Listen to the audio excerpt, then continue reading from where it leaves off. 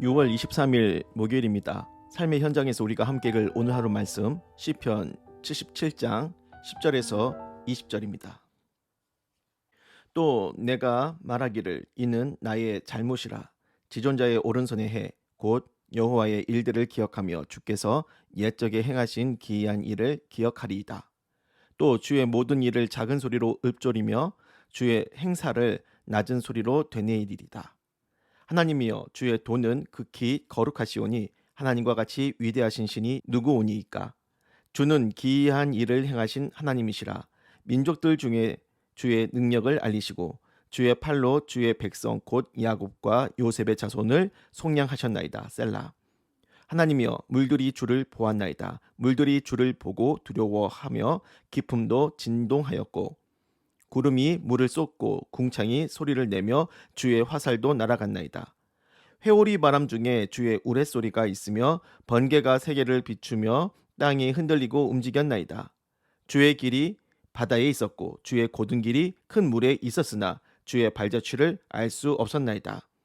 주의 백성을 양떼같이 모세와 아론의 손으로 인도하셨나이다. 아멘. 시편 85째 시간 은혜를 많이 묵상할 때가 언제인가 라는 제목으로 말씀 전하겠습니다. 형제자매님들, 은혜를 많이 묵상할 때가 언제입니까? 은혜를 많이 못 느낄 때입니다. 참으로 역설적이죠. 시편 77편의 시인은 지금 불면증에 시달리고 있습니다. 그는 왜 잠을 이루지 못하는 걸까요? 이런저런 사연이 있겠지만 핵심 원인은 하나님의 은혜를 느끼고 있지 못하기 때문입니다. 7절에서 9절이죠. 주께서 영원히 버리실까? 다시는 은혜를 베푸지 아니하실까? 그의 인자하심은 영원히 끝났는가? 그의 약속하심도 영구히 폐하였는가? 하나님이 그가 베푸실 은혜를 잊으셨는가? 노하심으로 그가 베푸실 긍휼을 그치셨는가? 열심히 교회 다니고 있습니다. 하는 일도 열심히 잘하고 있고요. 올바르고 성실한 인품으로 그렇게 신앙생활을 하고 있지만 어찌된 용문인지 하나님의 인자와 긍휼, 그 은혜를 느낄 수가 없어요. 은혜의 기쁨은 끊어졌고 말씀의 약속은 쓸모없는 휴지 조각처럼 생각되어지고 한없이 주님께 버려진 그런 기분에 빠져 사는 그런 상황을 생각해 보면 되겠습니다. 그래서 본 시편을 통해 알 수 있는 건요. 예수 열심히 믿고 살다 보면 주님의 은혜를 손끝만큼도 느낄 수 없는 그런 돌발 상황도 발생한다는 겁니다. 신앙인들에게 잠을 못 잘 정도로 스트레스의 최고치를 찍을 때가 언제냐? 예수 그리스도의 은혜를 느낄 수 없을 때인 거죠. 만약에 우리가 주님의 은혜를 공급받지 못한다면 어떻게 될까요?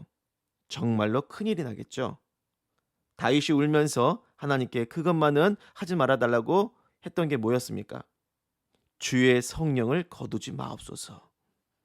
주님께 버림받고 성령의 은혜가 끊기는 것만큼 두려운 일은 없다는 겁니다. 다행스럽게도 주님은 우리에게 은혜 베푸시는 일만큼은 절대 빼먹거나 놓치거나 하시지 않으세요. 하지만 우리는 그렇게 은혜를 잘 받고 있는 상황 속에서도 주님의 은혜를 느끼지 못하는 일이 종종 발생이 돼요. 신앙 좋은 어떤 사람이 있어요. 옛날에는 집안에 일이 생기고 가족이 길거리로 나앉을 상황에 처해도 주님의 은혜를 느끼면서 잘 헤쳐나갔었는데 지금은 갱년기가 심하여 열심히 기도해도 마음이 속절없이 가라앉고 감사와 기쁨, 은혜를 못 느낄 때가 많아가지고 신앙적으로 매우 힘들다고 고백을 하는 겁니다. 고통과 근심되는 일이야 좋아할 사람은 없겠지만 그래도 기왕지사 그런 어둠의 터널을 지나가야 한다면 주님의 은혜를 느끼면서 지나가면 그래도 견딜만하고 감사하며 살 수 있어요. 하지만 하는 일마다 잘 되고 잘 풀리고 살만한 인생임에도 주님의 은혜를 느끼지 못하면 어떻게 되겠습니까? 신앙인에게 있어서는 영적으로 매우 괴롭겠죠.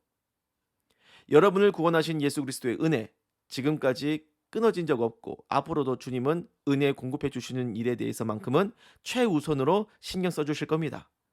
하지만 그렇게 꼬박꼬박 은혜를 잘 받고 있는 진실 앞에서도 주님의 은혜를 느껴야 할 감각이 마비가 될 때가 있다면 영적인 스트레스가 이만저만 아니겠지만 그때야말로 주님께 받았던 은혜를 가장 많이 묵상할 때임을 믿으시기 바랍니다. 10절, 11절이 그런 말씀이에요. 지존자의 오른손의 해 곧 여호와의 일들을 기억하며 주께서 옛적에 행하신 기이한 일을 기억하리이다. 12절도 보세요. 주의 모든 일을 작은 소리로 읊조리고 되뇌이며 묵상하고 있습니다. 13절 이하 쭉 읽어보십시오. 과거에 출애굽 때 홍해를 가르고 이스라엘을 구원하신 하나님의 그 큰 은혜를 찬양하고 있지 않습니까? 은혜의 감각이 마비되고 있는 상황에서 우리가 해야 할 일은 왜 은혜를 안 주시냐고 불평하는 게 아니에요. 우리가 못 느낄 뿐이지 주님은 언제나 우리에게 충분한 은혜를 계속 주고 계십니다. 그럼 우리는 뭘 해야 할까요? 은혜의 감각이 마비된 걸 풀어야 합니다. 이건요, 지금까지 날 돌봐주신 주의 은혜를 아주 깊이 되뇌이며 생각하는 시간을 말하는 거예요. 특히나 내가 처음 주님을 만나고 구원받았던 그때를 집중해서 묵상하는 겁니다. 사도 바울 보세요. 예수 믿은 그의 삶은 정말로 다사다난했어요. 하지만 수많은 고난 속에서 큰 슬럼프 없이 마지막까지 쭉 주의 은혜에 감사하며 살았습니다. 비결이 뭡니까? 다메섹에서 처음 만난 주님, 그 구원의 은혜를 끊임없이 기억하고 자랑하는 겁니다. 그러므로 여러분, 주님의 은혜를 느끼지 못할 때에는 자꾸 뭔가 새로운 걸 도입하고 이를 버리는 것보다 옛 것으로 돌아가 리마인드 하는 겁니다. 과거에 여러분을 구원하셨던 주님의 십자가의 은혜를 더 많이 묵상하고 찬양하고 자랑하며 은혜의 감각이 이전보다 더 생생히 살아나는 신앙 되시기를 주님의 이름으로 축복합니다. 기도할게요. 이런저런 사연으로 주의 은혜를 못 느끼는 영혼들을 주님 축복하여 주소서. 그런 사람들에게는 그동안 자신을 구원하시고 베풀어 주셨던 십자가의 그 큰 은혜를 더 많이, 가장 많이 기억해내는 은혜의 시간이 되게 하여 주옵소서. 예수님의 이름으로 기도를 드립니다. 아멘.